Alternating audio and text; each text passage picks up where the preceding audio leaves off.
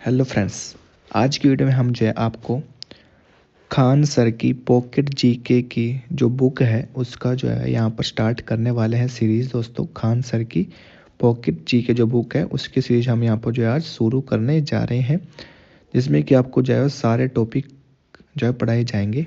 ठीक है, तो सबसे पहले तो आपने क्या करना है, परमार एसएससी हब को जो है यूट्यूब चैनल को जो है सब्सक्राइब कर लेना है, जिसकी इमेज है यहाँ पर दी गई है। अगर आपको पीडीएफ चाहिए तो हमारे परमार एसएससी हब के जो टेलीग्राम है चैनल उसको ज्वाइन कर लीजिए। वहाँ पर आपको जो है पीडीएफ फॉर्मेट में जो है यहाँ पर आपको मिल जाएगी। तो सबसे पहले तो आपने क्या करना है, हमारे Parmar SSC hub YouTube channel को जो है सब्सक्राइब कर लेना है। उसके बाद हमारे टेलीग्राम को जो ज्वाइन कर लेना है, जहाँ पर आपको क्या मिलेगी, पीडीएफ मिलेगी। तो जैसे जैसे क्लास होती जाएगी वैसे वैसे आपको पीडीएफ जो है यहाँ पर प्रोवाइड करा दी जाएगी। आपको फिर से बता दूं कि जो बुक है वो हमारी खान सर की पॉकेट जीके बुक जो है यहाँ पर रहने वाली है। तो चलिए आज की वीडियो को हम स्टार्ट करते हैं। आज की वीडियो हम जो है 1857 की क्रांति के बारे में पढ़ने वाले हैं भाई। ठीक है, 1857 की क्रांति हमारे यहाँ पर रहने वाली है। तो चलिए वीडियो स्टार्ट करते हैं। सबसे पहले कि 1857 की क्रांति, ठीक है भाई, 1857 की क्रांति, इसको मैं छोटा कर लेता हूँ भाई। 1857 ईस्वी तक भारत में अंग्रेजी शासन के 100 वर्ष पूरे हो गए थे। इसी बीच अंग्रेज शासन के विरुद्ध अनेक सैनिक और असैनिक विद्रोह हुए। ज़्यादातर विद्रोह जो है ब्रिटिश शासन के विरोध असंतोष के कारण हुए थे। अपदस्थ शासकों एवं सामंतों ने भी सैनिक विद्रोह किए, जबकि किसानों ने भू राजस्व नीति के विरोध में विद्रोह किए, जैसे कि श्वेत विद्रोह। ठीक है दोस्तों, श्वेत विद्रोह हुआ आपका यहाँ पर 1764 में। वेल्लोर विद्रोह हुआ आपका यहाँ पर 1806 में, और बैरकपुर में हुआ 1824 में। फिर उसके बाद 47वीं रेजिमेंट विद्रोह हुआ। फिर फिरोजपुर में हुआ 1842 में। फिर 34वीं रेजिमेंट का विद्रोह हुआ यहाँ पर 1849 में। और फिर 7वीं बंगाल कैवेलरी 64वीं रेजिमेंट द्वारा विद्रोह हुआ। और फिर 22वीं रेजिमेंट का विद्रोह हुआ। और फिर 1850 में 66वीं एनआई यानी कि नेटिव इन्फेंट्री तथा 1992 में जो है वो 38वीं एनआई का विद्रोह हुआ।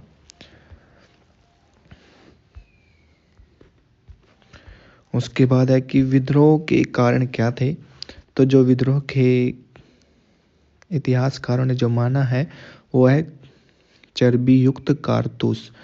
ठीक है भाई, किंतु चर्बी युक्त जो कारतूस विद्रोह का एकमात्र कारण नहीं था, बल्कि 1857 की क्रांति का विद्रोह जो पिछले 100 सालों के राजनीतिक, धार्मिक, सामाजिक और आर्थिक कारणों से हुआ था।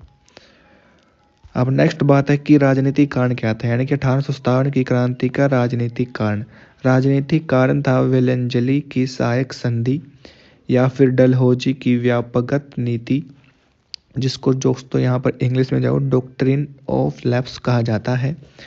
सैनिक व प्रशासनिक कारण की बात करें तो भारतीयों को प्रशासन में जो उच्च पदों से वंचित व सेना में सूबेदार के उच्च पदों प्रदान जो नहीं किए गए थे। और डलहौजी द्वारा ढागर अधिनियम 1854 के द्वारा जो सैनिकों को प्रदान निःशुल्क डाक सुविधा जो बंद कर दी गई थी। अगर 1857 की क्रांति का सामाजिक और धार्मिक कारण की बात करें तो रूढ़िवादी भारतीयों द्वारा सामाजिक सुधारों का विरोध किया गया। वह भारत में ईसाई धर्म प्रचार, सामान्य सेवा भर्ती अधिनियम यानी कि सभी नए रंग रूटों को समुद्र पार के ब्रिटिश प्रदेशों में सेवा देना अनिवार्य किया, जबकि भारतीय समाज में समुद्र यात्रा करना धर्म विद्रोह जो समझा जाता था। आर्थिक कारण की बात करें तो ब्रिटिश की आर्थिक नीतियां जो कि भारतीय उद्योग व व्यापार के लिए के में जो विरोध थी, जिससे क्या हुआ कि परंपरागत हस्तशिल्प का विनाश हुआ। भू राजस्व नीति के आर्थिक कारण, शोषण और उत्पीड़न के असंतोष को जो है जन्म दिया। उस उस समय का जो कारण की बात करें तो वो था चर्बी वाले कारतूस का प्रयोग।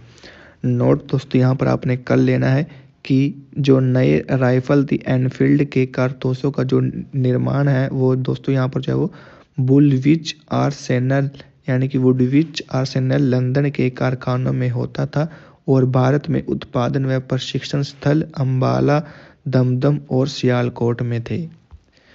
नेक्स्ट दोस्तों यहाँ से इम्पोर्टेंट जो बातें हमारी स्टार्ट होती हैं वो है कि 29 मार्च 1857 में मंगल पांडे नामक जो कि 34वां बंगाल नेटिव इन्फेंट्री BNI का जो एक सैनिक था, उसने क्या किया था, उसने बैरकपुर छावनी में गाय व सूअर की से बने जो कारतूसों को जो मुंह से छीलने से जो है स्पष्ट मना करने पर उसे जो गिरफ्तार कर लिया गया था।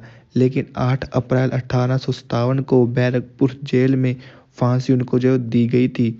साथ ही ईश्वरी पांडे को भी जो मंगल पांडे की मदद के आरोप में फांसी दी गई थी।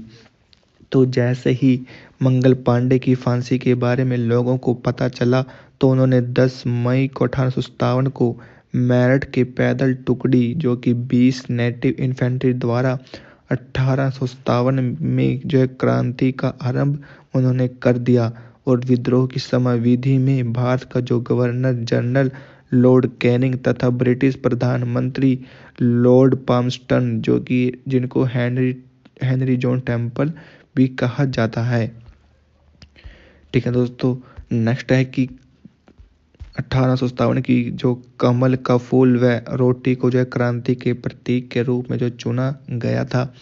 विद्रोह में जो है सर्वाधिक शामिल कौन थे, तो वो सिपाही थे अवध के।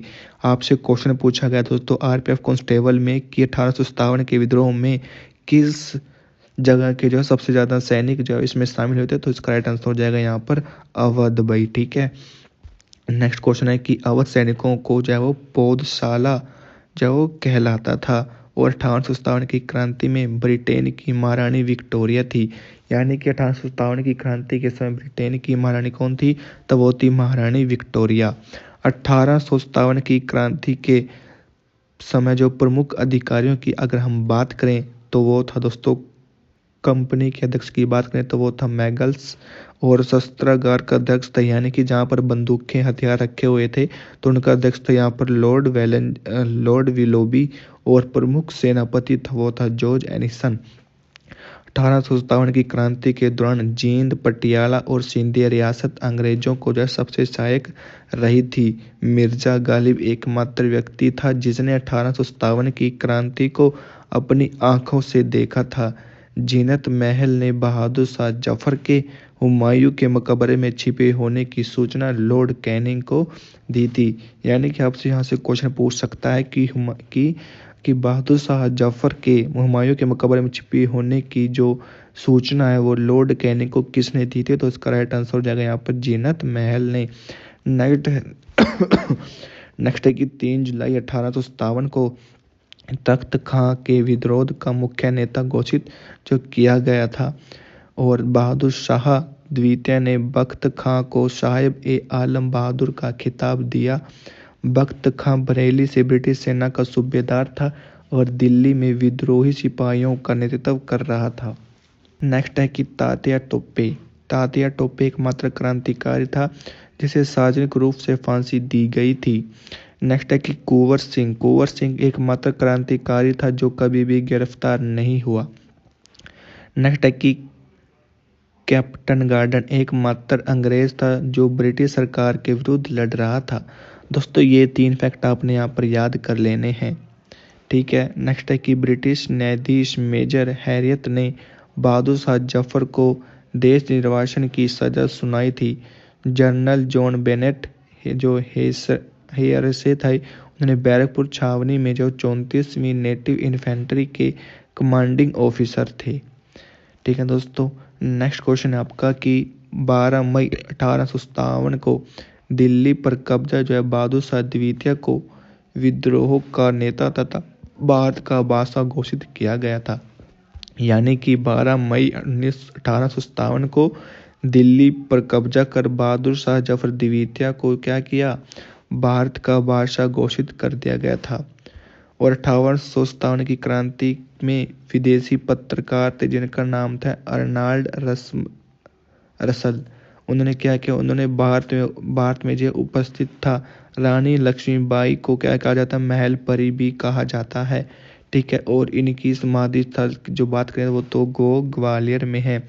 हजरत महल को महक परी भी कहा जाता है।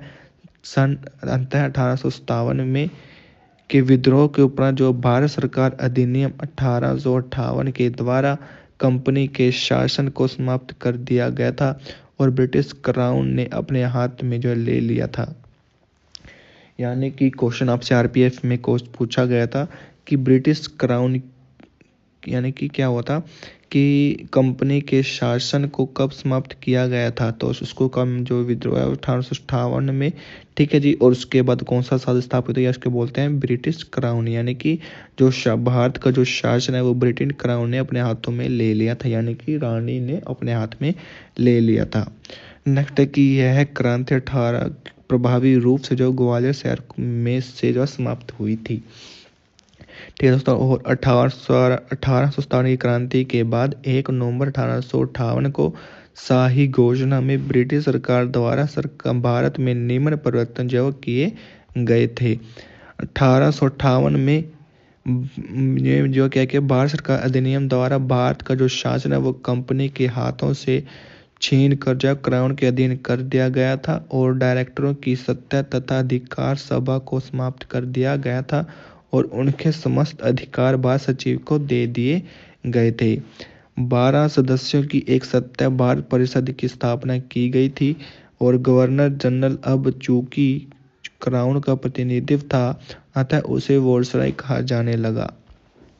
यानी कि 1857 की क्रांति के बाद दोस्तों जो गवर्नर जनरल होते थे उनको अब वोइसराय कहा जाने लगा था। नेक्स्ट है कि सेना के पुनर्गठन हेतु पील कमीशन का गठन किया गया और इसकी सिफारिश पर भारतीय एवं यूरोपीय सैनिकों का अनुपात 2.1 किया गया जो विद्रोह से पहले 5:1 था।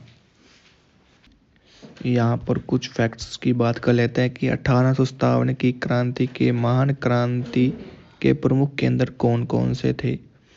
तो दिल्ली से बहादुर शाह जफर और उनके सेनापति बख्त खां ने जो नेतृत्व किया था।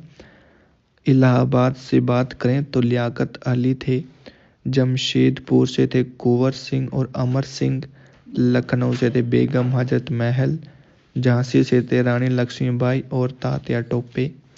बरेली से थे खान बहादुर खां। फैजाबाद से थे मौलवी अहमद उल्ला और कानपुर से थे नाना साहब और तात्या टोपे उनके जो सेनापति थे। नेक्स्ट है फतेहपुर थे अजीमुल्ला। दोस्तों सिर्फ जो मैंने आपको कराया सिर्फ वही याद करने हैं। ठीक है, डेट आपसे कोई नहीं पूछेगा कि कब हुआ था। उसके बाद क्या ब्रिटिश नायक कौन कौन थे इस समय, तो पहले था निकलसन और हडसन, फिर उसके बाद आते हैं कर्नल नील और विलियम टेलर और विसेंट अय्यर हैं। कैपवेल हैं, ह्यूरोज हैं, विसेंट अयंगर है, कर्नल नील है और कैपवेल है। नेक्स्ट जब फतेहपुर में अजीमुल्ला थे तो उस समय जो अंग्रेज थे वो थे जनरल रेनॉल्ड। अब कुछ फैक्ट्स की बात करें तो कि 1857 की क्रांति के बारे में इतिहासकारों के क्या क्या मत थे भाई। तो जो बी.डी. सावरकर थे, बी.डी. सावरकर यानी कि बी.डी. सावरकर ने क्या कहा था, बी.डी. सावरकर ने कहा था कि यह भारत का प्रथम स्वतंत्रता संग्राम था।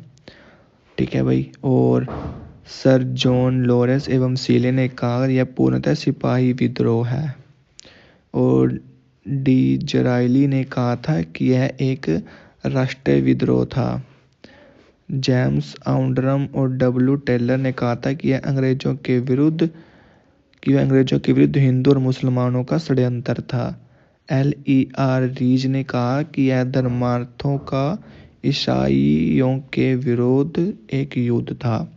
लेकिन टी.आर. होम्स ने क्या कहा कि बर्बरता तथा सभ्यता के बीच युद्ध है। लेकिन अशोक मेहता ने कहा कि यह राष्ट्रीय विद्रोह था। Doctor R.C. मजूमदार ने कहा कि यह ना तो प्रथम राष्ट्रीय संग्राम था और ना ही प्रथम स्वतंत्रता संग्राम। और P. रॉबर्ट्स ने कहा कि यह केवल सैनिकों का विद्रोह था जिसका कारण चर्बीयुक्त सैनिकों के कारतूस थे। यानी कि सिर्फ इतने फैक्ट्स आपको याद रखने हैं कि किसने कौन कौन से बातें कही थी।